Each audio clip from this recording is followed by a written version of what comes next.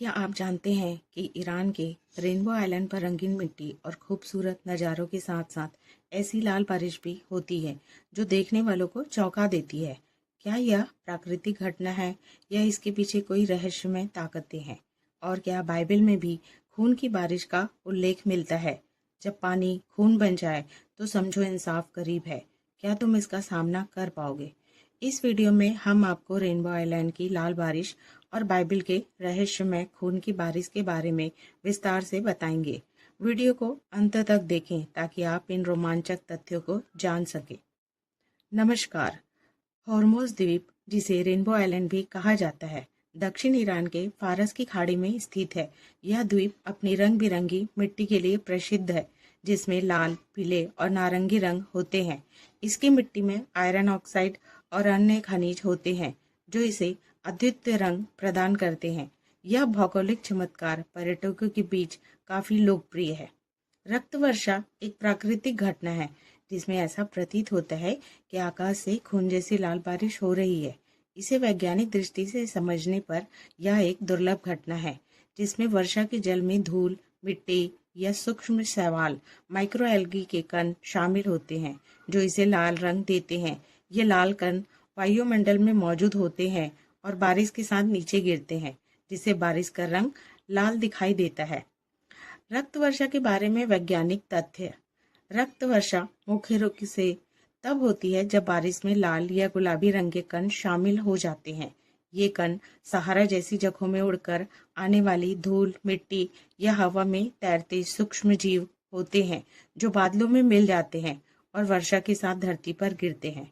इस तरह की घटनाएं सिर्फ ईरान में ही नहीं बल्कि दुनिया के अन्य हिस्सों में भी देखने को मिल चुकी है। रक्त वर्षा की घटनाएं सबसे अधिक दक्षिणी यूरोप, विशेषकर स्पेन और इटली में दिखाई गई है। 2001 में भारत के केरल राज्य में भी रक्त वर्षा की एक प्रसिद्ध घटना हुई थी।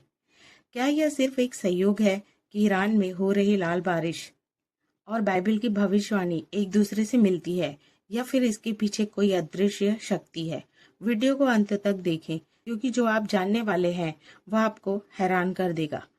बाइबल में सीधे तौर पर रक्त वर्षा का उल्लेख नहीं है, लेकिन कुछ घटनाएं और पद ऐसे हैं जिनमें आकाशीय घटनाओं या रक्त के प्रतीकों का उल्लेख किया गया है जो भविष्यवाणी या चेतावनी के रूप में समझे जाते हैं। पहला, यूएल नबी की पुस्तक अध्याय 2, 30-31।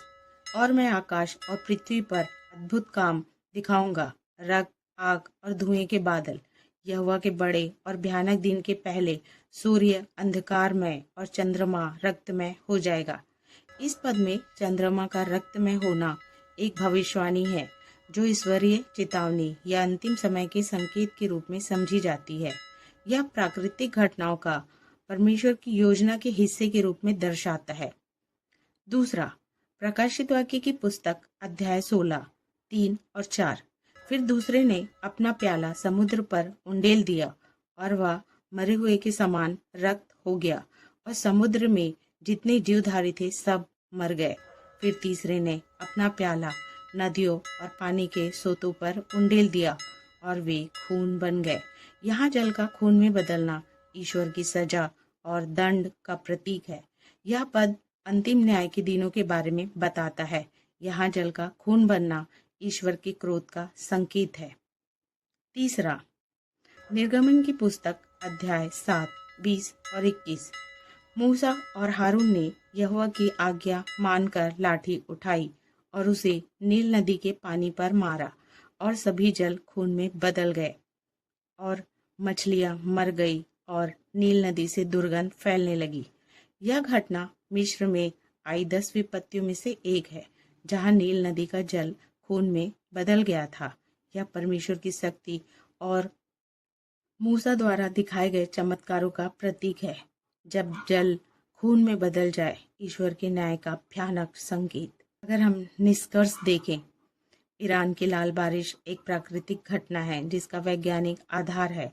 रक्त वर्षा को लेकर कई मिथक और कहानियां हैं, लेकिन यह असली खून नहीं होता।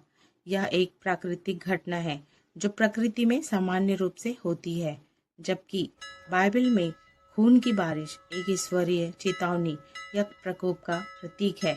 हालांकि बाइबल में इसका उल्लेख धार्मिक संदर्भ में है। जब जल खून में बदल जाए तो समझो न्याय का समय आ गया। ईश्वर का क्रोध प्रकट होने वाला है। क्या तुम इसके लिए तैयार हो? नीचे कमेंट करें और अपनी राय दें। अगर आप चाहते हैं कि और लोग भी इस गहरे सत्य को जानें, तो इस वीडियो को लाइक करें, शेयर करें और सब्सक्राइब करना ना भूलें। वीडियो को अंत तक देखने के लिए धन्यवाद।